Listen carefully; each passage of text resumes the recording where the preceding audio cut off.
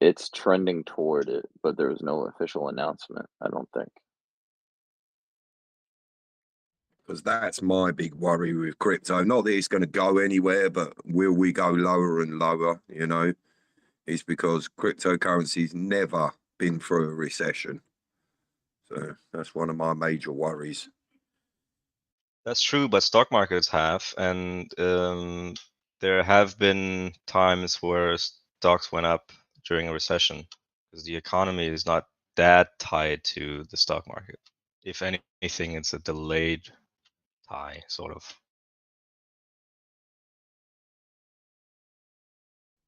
So it's just a matter of waiting if it's official that we are in that then. But you're right, it would be unknown what would happen to crypto during a recession, but I highly doubt that it will be super negative.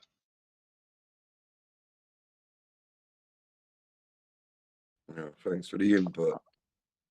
I'm not sure what's Let's not happened to the forget stock the flight to yield that could be enticing to people in a recessionary scenario.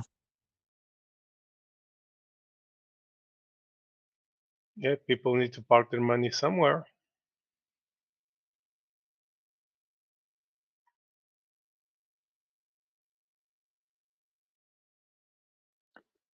Papa, how do you think someone should start, I guess, go about buying in a market like this?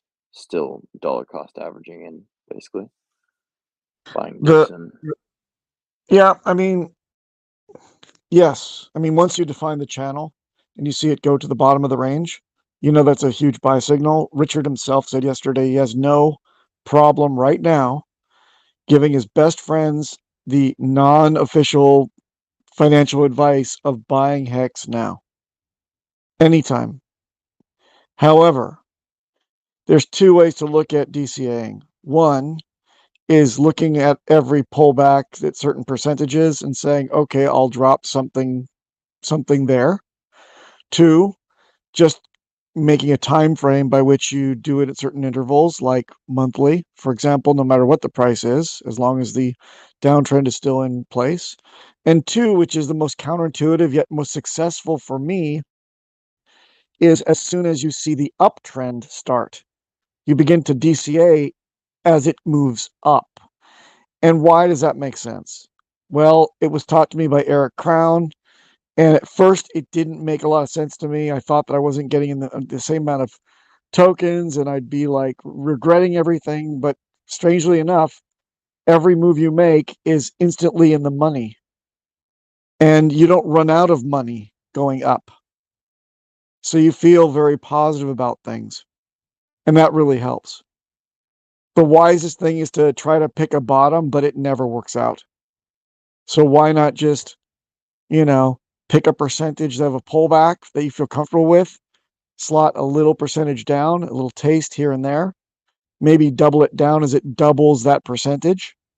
And then finally, when you can go no further, providing you still have funds, wait until we start to strike an uptrend and then DCA on the way up. Well, if ever there's a time to buy a token you believe in, is after a 93% drop. For sure. Yeah, for sure. And by the way, none of this counts if you're staked. If you're staked in this particular product, you're still making, you're catching the bottom every day for free.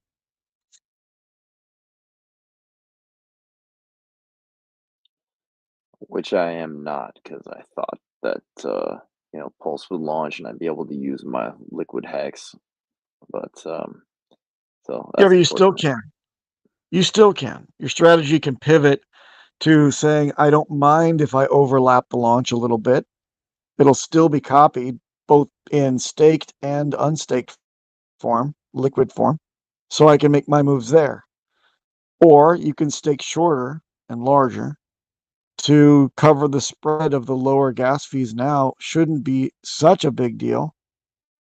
And then you're free to do whatever you want while still getting the yield, yeah? That second strategy is what I've been doing. I'm not a huge fan of that strategy because I would have rather staked longer with my larger bags. But because of indeed Pulsechain, potential release dates, I've just been putting a large stake every couple months or so. It's fine. It's still better than liquid, but fuck me. Should have just done 1.5 year stake, for example. It's the same thing I'm doing. I know exactly how you feel, Toby. Yeah, I was doing the same thing, but I'll share with you what I'm doing.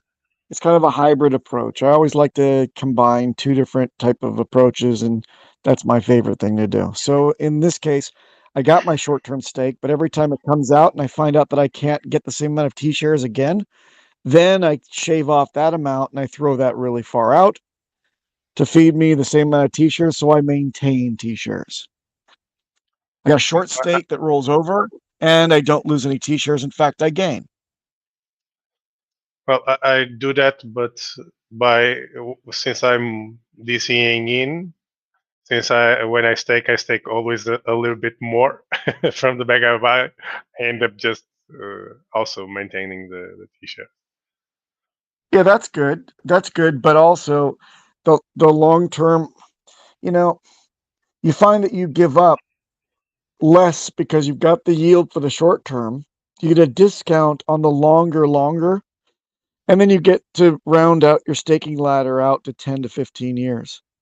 It's time to do that because you're doing it effectively for, like I said, a discount. Like if you make, let's say you make 10,000 hex over 60 days or 30 days. Let's keep it a round number. 10,000 hex you can yield over 30 days, and it costs for a T-share out 3 or 10 years. The maximum is, let's say, 10,000 hex for a T-share. Now you're getting a free T-share every 30 days. That's the way I look at it.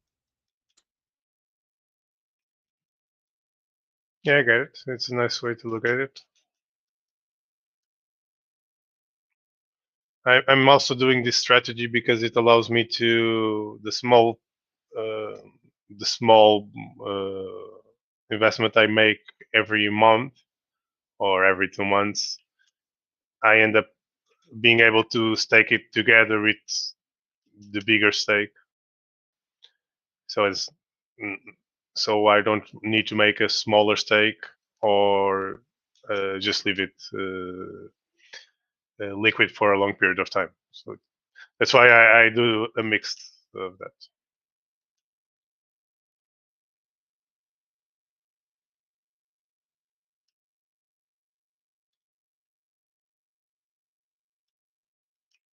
Don't get me wrong, I'm a T-share addict. So as soon as I gain them, even for a short period of time, I consider that like coming out of my pocket if I lose any T-shares at all. So I scramble to find out how to maximize. No, I get it. I get it. It's just a different strategy, just so I can always have only one stake that I want to roll out instead of every time I buy, just leave it there for a long period of time or do a small stake. So you don't actually have a staking ladder at all? Nope. I only have my 555s and my rolling stake right now because I want to decide on a ladder after Pulse launches. Right, makes sense. Yeah, it makes sense. I mean, you can get so much with the rising cost of shares. On the other side, it really is wise to get in a robust staking strategy on the Pulsechain side, of course. A lot of people are considering that. It's a wise thing, but to have waited a year and not gotten better yield, I don't know, man. It would have been a big struggle. Maybe I lost like 5% overall in terms of yield, or maybe a bit more because the T shares I accrue over time are less than if I had just made one stake overall. But again, we didn't know how things would play out, and I just decided to play it safe. I did like 3 months, 2 months, 3 months again, and I mean it's not a big difference from 1 year. So I prefer the flexibility this way. And probably on the Ethereum side, I'll do like 5 and 10 year stakes, and I'll do the yearly stakes on the Pulse side probably. Very wise. So you're just holding on for Pulsechain launch so that you can kind of change your staking. You have two different strategies on both sides, both Yeah, chains. That's very wise. that's basically it.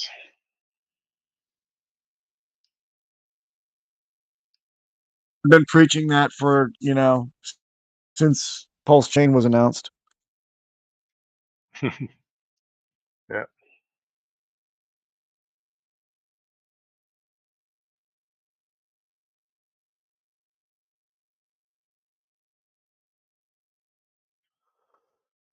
But make no mistake, Richard said a 3 knows he is not timing the market. He's just waiting on the devs. Yeah. I listened to all the recording yesterday What did when you I was think? at work. Well, I think it was interesting information, even with the discussion with agents. I still learned something I didn't knew about, which I found interesting. But yeah, overall, it was more or less what I was already thinking, and telling people that it was probably not timing the market, as he had said previously in the live stream. But still, the theory is just keep on being alive until the man says it himself. So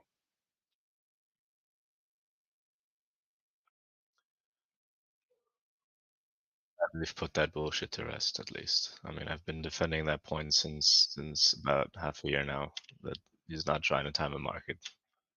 Software exactly, engineering and is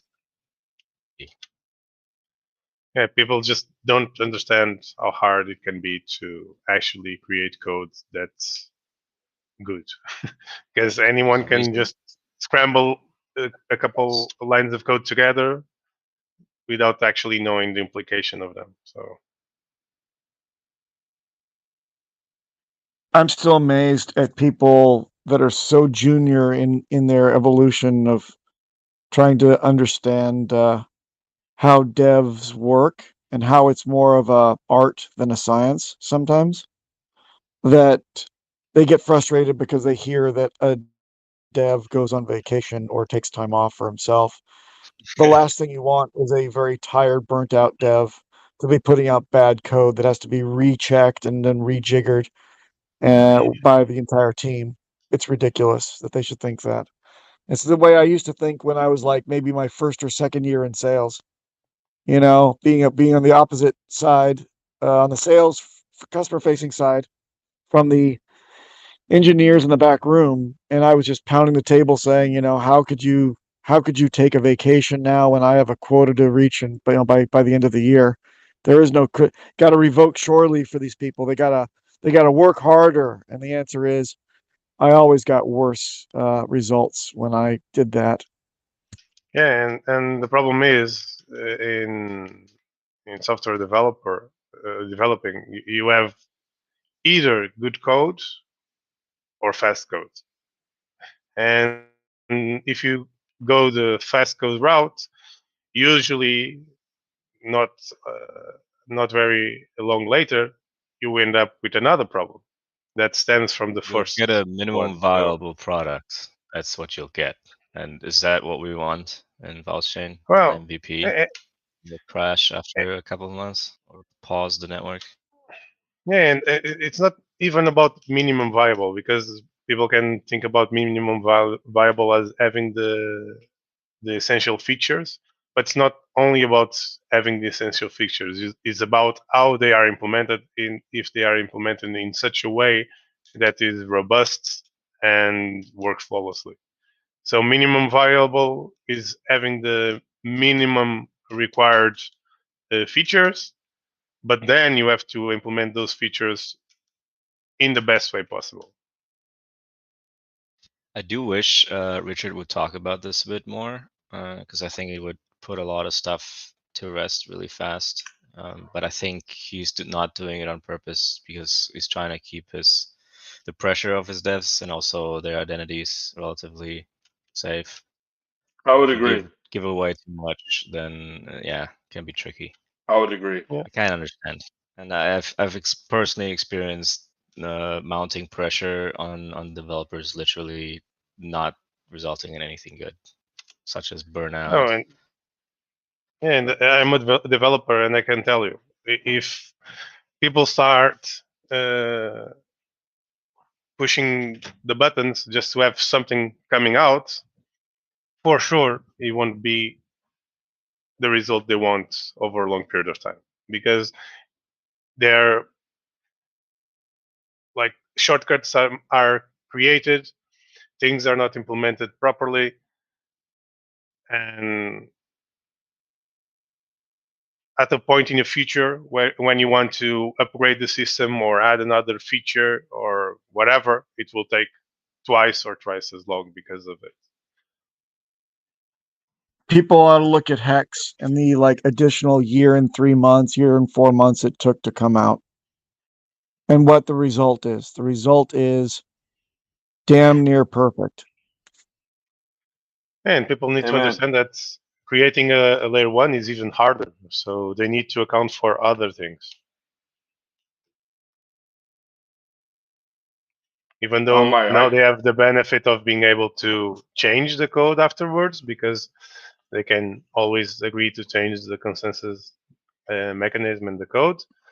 But the better it comes up at the beginning, the better the result long term. Oh my, how you doing, brother? Fine, and you? Doing well. Papa Porter, what's going on, brother? Hey, long time no hear there, Jake. Happy 4th of July next day. Amen. Or hangover day, maybe.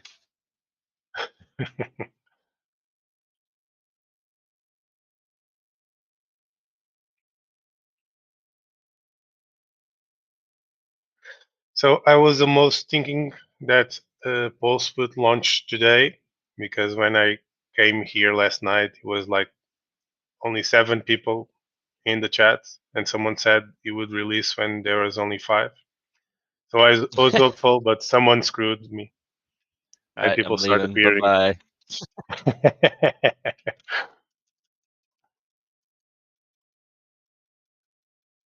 bye. I said something I think a month ago or two when somebody asked like, "Oh, when do you think the bottom is in?" Which of course, silly question, nobody knows.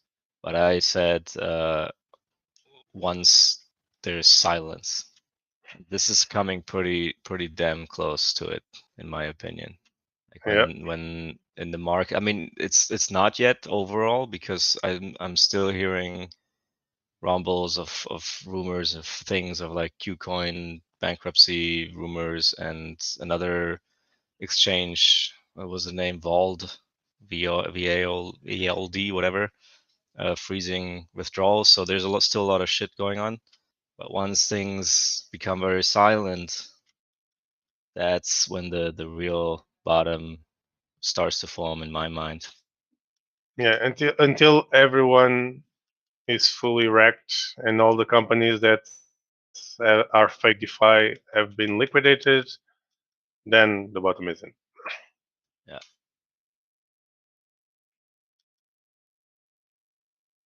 And obviously one of the symptoms would be that there's a lot less people in here, a lot less people talking moon, what was it, moon charts, all that jazz, moon math.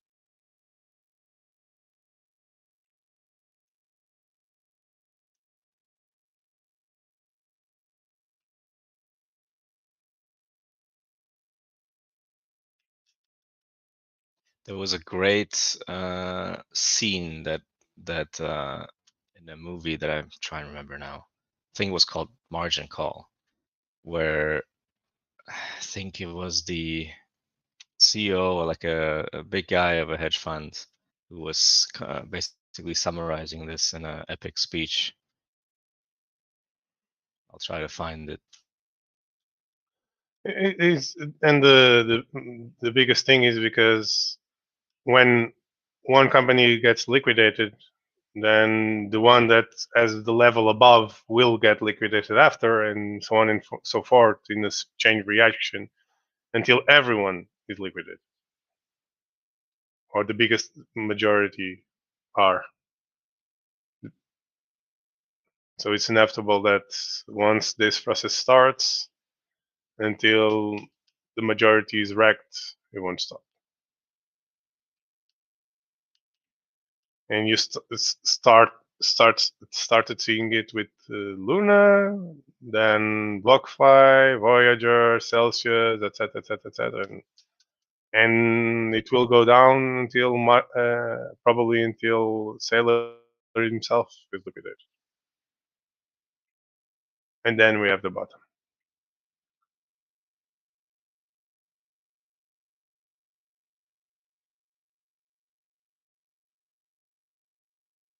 Yeah, it was margin call. It was basically an emergency meeting of one of the banks, and I think the CEO basically said something along the lines of, "You know what I hear?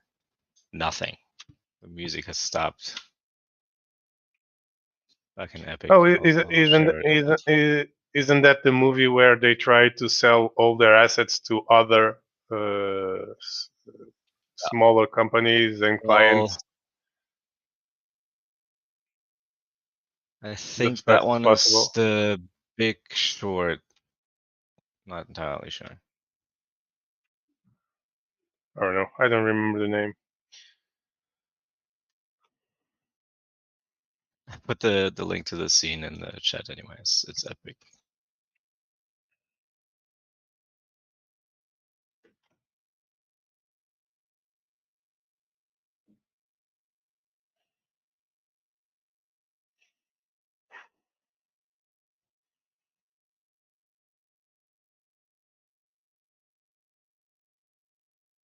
Yeah, it's this one.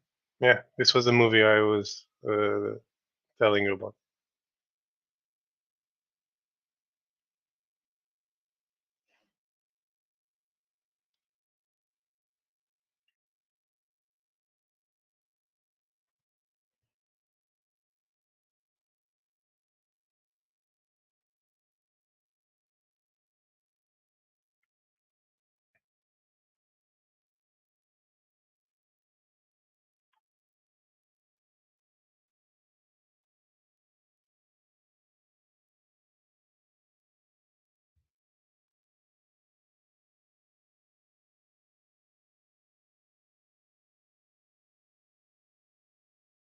I like the rules of making money in that business.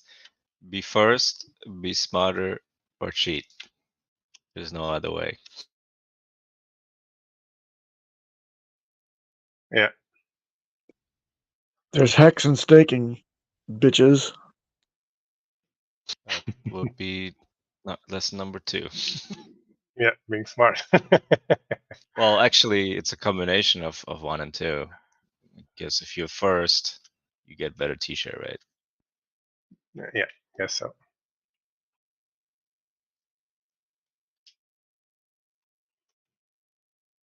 But yeah, it was this movie.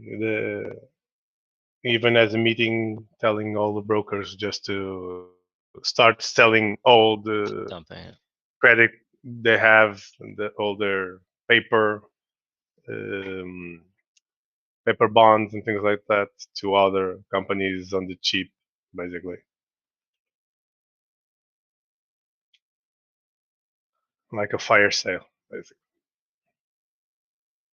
Yeah, because the market will do it anyways. You might as well be first. Yep.